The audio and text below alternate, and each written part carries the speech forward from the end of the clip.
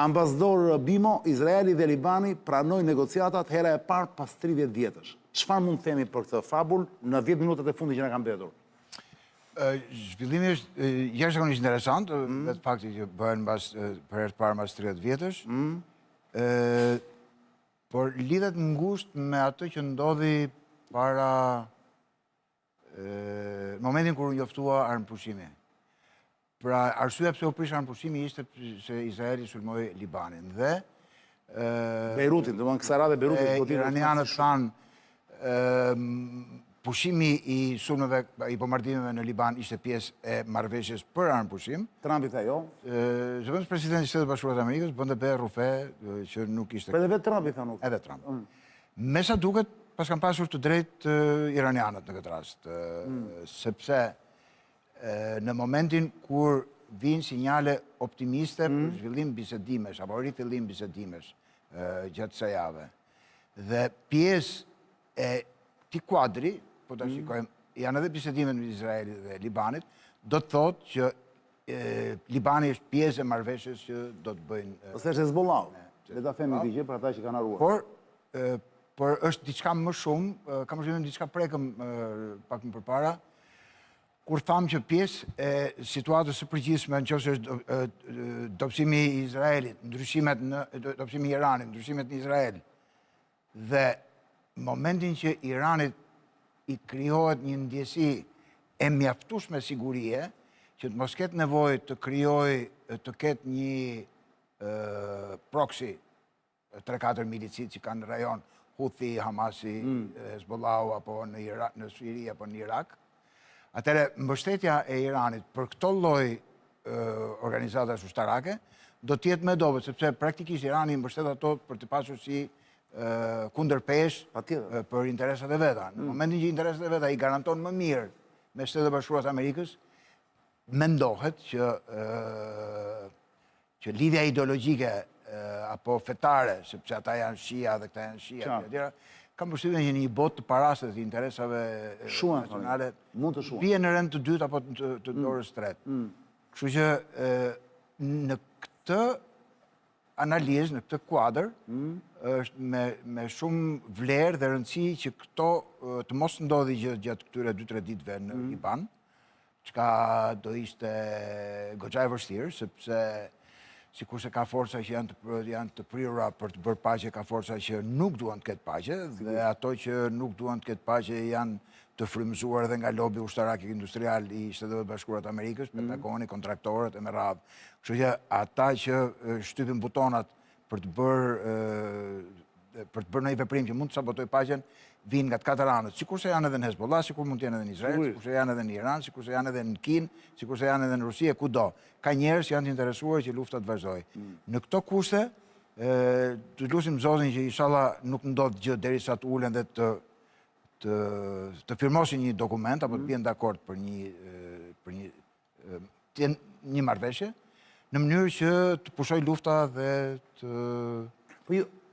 ketë paqe dhe zhvillim për të gjithë. Ti beson, ambasador, i beson shumë këtyre lloj marrëveshjeve, edhe pse në këtë rast flitet që është herë e parë pas 30 vjetësh.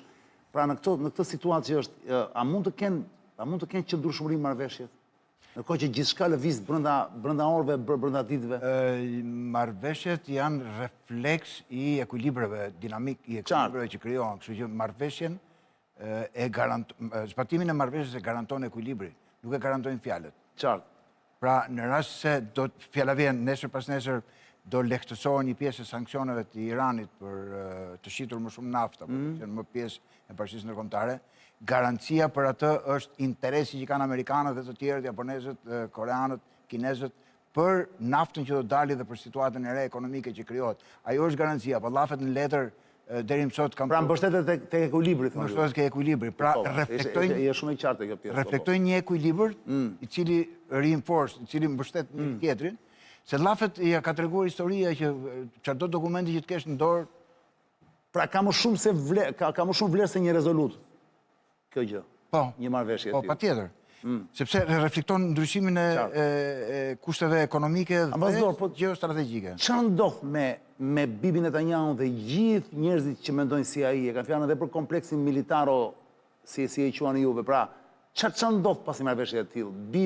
Bie pesha e Bibit në Izrael? Në qoftë se ndodh marrëveshje të tillë, kush do jetë armiku? Zotëria në Armiku i jashtëm i Zotëria në Izraelit. fjalë është në rrugën e daljes nga skena politike. Po puna është si do dali. Le të kujtojmë që Trumpi ja kërkoi, duke buzëqeshur atij presidentit të Izraelit, i tha tani, fale Bibin, i tha, që ato histori, tha, për shampanjë do dënosh. Po, sepse në atë mënyrë ai garantonte një dalje të qetë. Pikërisht pra. Sepse është Si do frika. dali Bibi është puna. Se Bibi, kur themi Bibi, nuk është thjesht personi Bibi. Atje do të ketë Bibi me siguri ka një mbështetje të fortë, pra e mban dikush i pushtet, se nuk është vetëm ai nuk është Supermani. Bien dakord të patë Po, shiko ç'a ndodh. Një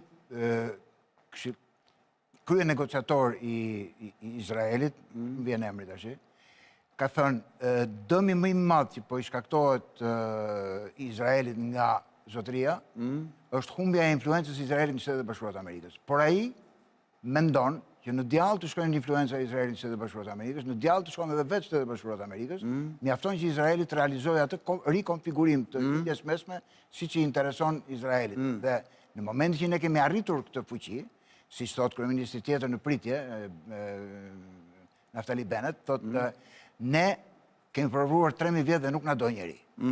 Po ne duam që miqt na respektojnë, armiqt na kenë frikën dhe të gjithë të na kenë nevojën. Perlër, si teze pa parë është. Po, dhe që të na kenë të gjithë nevojën, ta nuk mund të bëjnë dot për Shtetet e Bashkuara të Amerikës për momentin. Kështu që nëse ka një term që përdoret sot Pax Judaika, pra paqe e vendosur me termat e Izraelit, bëhet sepse kanë influencë në Shtetet e Bashkuara të Amerikës, në momentin që për shkak të Bibi Netanyahut, të kryeministit të Izraelit, zotërisë Netanyahu, kjo influencë bie në Shtetet e Bashkuara të Amerikës, siç ka rënë ndjeshëm në rinin amerikane, do të thotë që nesër pas nesër nuk është ky predispozicion nga Shtetet e Bashkuara të Amerikës për të ndihmuar Izraelin. Nuk e di, jam pak konfuz. Jo, i qartë, po Pra pyetja kemi ime një Pax Judaika. E mendoni një botë ku Amerika mund të abandononte Izraelin? Patjetër. Totalisht? Po, sot, mbas 10 vjetësh, këta që janë sot nga 20-25 vjeç, do të jenë në pozita disi drejtuese kyçe në Shtetet e Bashkuara të Amerikës dhe kanë këtë qëndrim që kanë ndaj Izraelit. Dhe prandaj lobi është lëshuar nga të katër anët dhe po blen me TikTok, me CNN. Lobi ka një trashëgimi ambasador, ata kanë rezistuar 2000 vjet. Sepse duhet të jetë tani fundi tyre, Izraelit po flas. Në shkuptim kanë rezistuar 2000 vjet. Themi 2000 vjet, shteti tyre është i ri, më ishte nga 48-a, po ta kam fjalën se thuash miti tyre është ndërtuar prej 2000 vjetësh. Pse duhet që të Nuk është mit 2000 vjeçar. Është do të thash më shumë. Fare, është i kultivuar këto kohë. Çon si ka, apo në për narrativën, apo në për narrativën që parë që është shumë e rëndësishme. Po. Është narrativa që ngjit apo jo? Po, ngjit narrativa, po në momentin që i bie bazamenti nuk ka ku të mbahet më, sepse nëse themi që nëse do i qëndrojmë kësaj që thon ebrejt izraelitët Një tani. lindje mesme pa Izraelin, Roland Bimo, është më interesante apo jo? Kjo është pyetja ime. Nuk shtrohet çështja që me Izrael pa Izrael. Është i vetmi vend, është i vetmi, duam ne, me gjithë problemet që ka, është i vetmi vend që lëshon pak dritë. Kam përshtypjen unë, mbase e kam gabim. Nuk e di, po e flas në të gjitha aspektet, jo vetëm në po qoftë si fuqi, edhe është i vetmi, çuditërisht është i vetmi vend që nuk e pranon të ketë anën bërthamore. Gjitha vendet e tjera e thon, këta e kanë të fshehur, e kupton? Dhe kjo është për mua një tjetër çudi izraelite. Po pa mbështetjen diplomatike, politike, ushtarake të Shtetet e Bashkuara të Amerikës. Po është fuqi bërthamore, ambasador. Çfarë do të bësh atij vendi? Po pa Shtetet e Bashkuara të Amerikës nuk hyn punë fuqia bërthamore. Po pse? Pse janë shumë vegjël, janë shumë pak. Ajo që nuk zë vend, sado që ta marketosh dhe ta paketosh në mënyrën më të mirë, është të thuash që unë po marr tokat që mi ka dhënë Perëndia 3000 vjet përpara. 3000 vjet përpara nuk ka pas shtete nacionale. Dhe të gjithë që dëgjojnë hajde, me që po thot Trumpi që zoti presidenti i Shtetit Bashkuar të Amerikës që po zgjidh një konflikt që ka 3000 vjet që vazhdon, që nuk e di se çka ka parasysh ai me një konflikt që vazhdon 3000 vjet, apo luftën midis Azerbajxhanit dhe Armenisë e kështu me radhë, domethënë me gjëra të kësaj natyre nuk shkon dot larg. Kështu që problemi i Izraelit është që në një rikonfigurim është i vetmi shtet në botë që nuk ka kufi. Vetëm për këtë për shkakun. Po s'mund të ekzistosh për nuk pa të kufi. Si o t'i shtu shkufit, nga dita në ditë, qik në Siri, qik në Liban, pastaj këtu... Shumë eksituese kur e mendon, është perl, është një gjë e papërfunduar, është proces, është working process, është perl.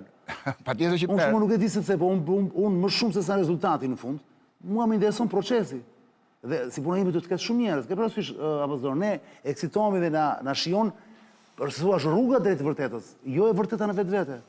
Rrugtimi është i bukur, edhe ata janë në rrugtim. Kështu kjo gjë është kur e mendon është si mund të jetohet pa ata? Ajo që na solli në këtë... Unë tani jam duke abuzuar pak. Jo, me qëllim po e bëj. ke shumë të drejtë, bashkohem 99% me ato që thoni, por ne e kishim bisedën tek çfarë ndodh me zotërin kryeministër në kushtet e reja. Kjo ishte tema e bisedës. Po pra. Dhe... A doja dali është, a doja dali me gjithë marrëveshjet që mund të bëhen. A i vetë jo. A i vetë jo, po thua, edhe ai që do vinë mbrapa. Kush mund ta vinë, më fal, kush mund të jetë dakord që Irani të ketë bombë thamore, ambasador? Cili izraelit që do vinë pas Bibit, do thotë s'ka problem, me Iranin do merremi vesh. A mendoni ju që mund të ketë një kryeministër, kushdo qoftë ai që ta pranojë këtë gjë, pra kam përshtypjen, janë ca gjëra që ata mund të kenë probleme me njëri tjetrin atje brenda.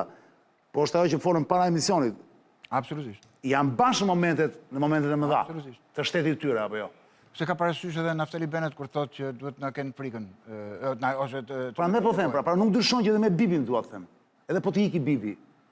Bibi do iki si rezultat i humbjes influencës në Shtetet e Bashkuara të Amerikës. Dhe me humbjen e influencës në Shtetet e Bashkuara të Amerikës, situata për Izraelin është krejt ndryshe. Çfarë do ndryshoj pra? Se kjo është pyetje që kam për. Çfarë ndodh sot nga ana diplomatike me Izraelin? Po mos ishte... Okej. Shish më thonë, është rritur në sondazhe Bibi, thot aktualisht, dhe partitë ekstreme kanahiste që kanë në koalicion në sondazhe, thot. Janë rritur aktualisht. Fajtë thotë, rënja e Bibit është shumë e largët. Ose është e largët. Kam përshtypjen që në këtë pikë ishim dakord që brenda vendit, thatë juve i pari, që në këto kushte lufte, mbështetja për ekipin në pushtet është rritur. Po, pse ti e shikon të ardhmen ndryshe, pra? Po sepse ajo, okej.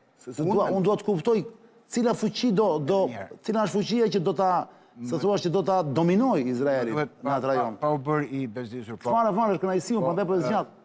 Fuqia e Izraelit është sa e vetja, po aq edhe si pasojë mbështetjes që merr nga Shtetet e Bashkuara të Amerikës.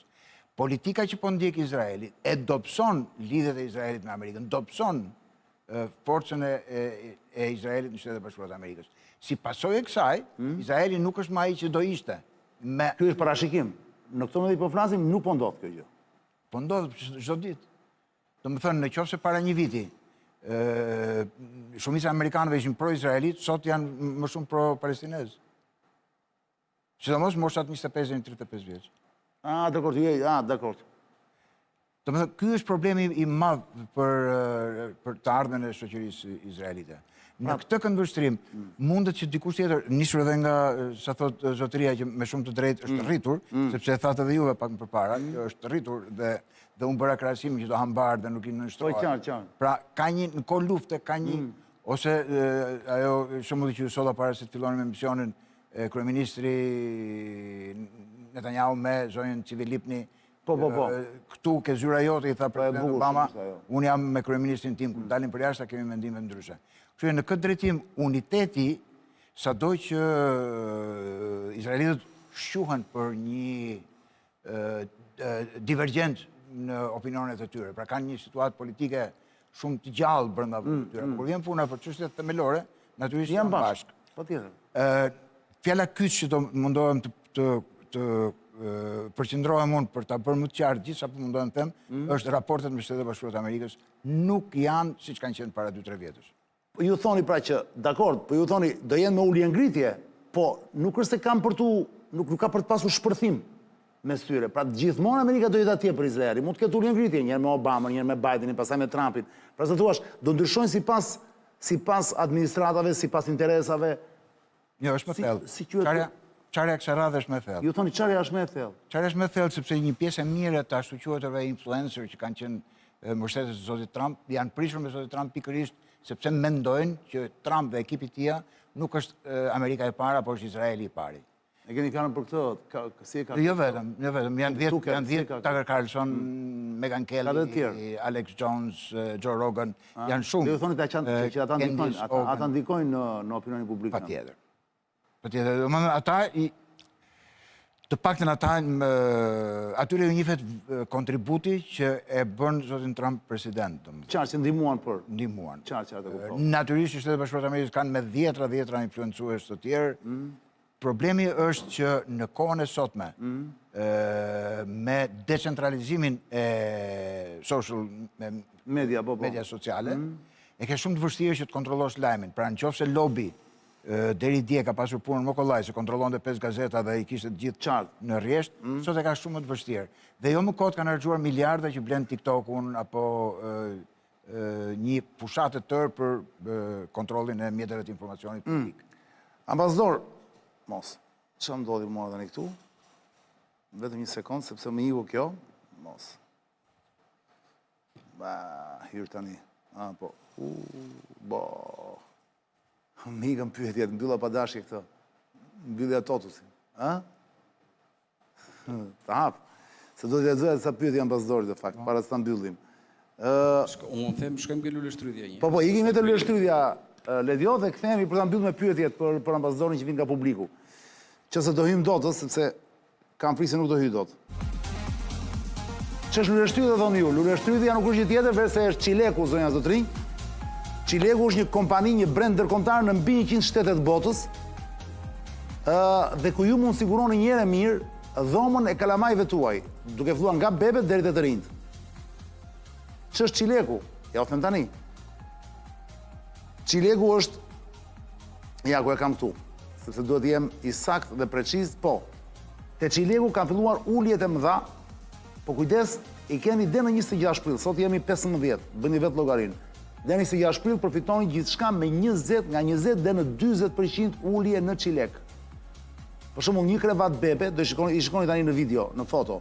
Krevat tek, për shembull, një krevat tek, më fal, bashkë me zgarën kushton 229 euro. Krevati bebes 60 me 120, për shembull, bëhet 164 euro. Dollap 3 kanata me super organizim, si në foto, 390 euro. Nxitoni, stoku është i limituar. Pse Çilekës zgjedhja ju e dur, sepse mobilet atje janë rezistencë pa vdekshme, materiale që nuk thyen, mekanizmat më të mirë në botë, me nteshat shinat Blum, Titus, garancie pa parë, siguri totale te Çileku, zero materiale toksike, dhe kujdes, kjo është lajmi Çilekut. Janë të certifikuara, nuk ju helmojnë kalamajt, mos fusi çdo lloj mobilja në dhomën e fëmijës tuaj, se nuk e di kur janë të certifikuara, sepse edhe mobiljet janë se qenë të gjalla, lëshojnë sa aroma. Kujdes, te Çileku. Maksimumi i hapësirës, po ta shikoni, maksimizimi i hapësirës i papar, organizim inteligjent, gjithandej, krevate marinare, dollap gjigant, tavolina studimi, modern, dyshek ortopedik, çdo stil, madhësi, ngjyrë, çmime promocionale të papara. Mos e lini për ditën e fundit, stoku është i limituar, nxitoni deri në datën 26 prill. Çilekun e gjeni ose te rruga Gavaras së Balldelorgjit, ose te qendra tregtare Prestige Home në autostradë, kilometri 12, ose në web çilek.al online, Instagram, për shembull, Çilek Albania. Çilek mobilje për bebe, fëmijë dhe të rinj. Bravo Çilek. Në mbi 100 shtete të botës. Tiranë prej kohësh, urgjent. Ora është 23 e 26 minuta. Në këtë 4 minutë të fundit, po nuk po ju dot ndërkohë. A të shtyp hyrë? Jo. Fill pasor, nuk po ju do tu. U dogjim nga pyetjet, së bëjmë të gjithë. Në vazhdoj më kështina shumë pyetje, në fakt. Shumë interesante, po e prishë unë pa dashje. I rash pa dashje kësa dhe mu prish komplet kjo. Totusi, përshëndes të gjithë ata që kanë bërë pyetje. Ambasador, para se të ikim, për këtë fabulën e fundit që kishim, ma thuaj vetëm me një fjali, vërtet jemi në fund. Vërtet është era e parë në 30 vjetë që Izraeli dhe Libani po pranojnë të negociojnë. Sipas jush, do zgjasim shumë se një javë kjo? Pra, do bëhet shkak një incident tjetër që të prishet kjo marrëveshje? Besoj që po. Po. Po sepse ekuilibri akoma nuk është arritur apo jo? U kënaqja sot me ambasadorin Bimo, zonja Zotrinj, edhe ju bashkë me mua. Me siguri do të takojmë prapë, sepse unë nuk e lëshoj ambasadorin derisa ta shterojmë tamam këtë luftë, e cila është, nuk e dim akoma, është në fillimet e saj, është në mes, apo është në fund. Kjo, as ambasadori nuk e thot do të fiks, prandaj dhe është interesante. Jemi në proces, bashkë takohemi të premten, deri atëre po ju lëmë Samsonin, dhe pastaj la vita continua.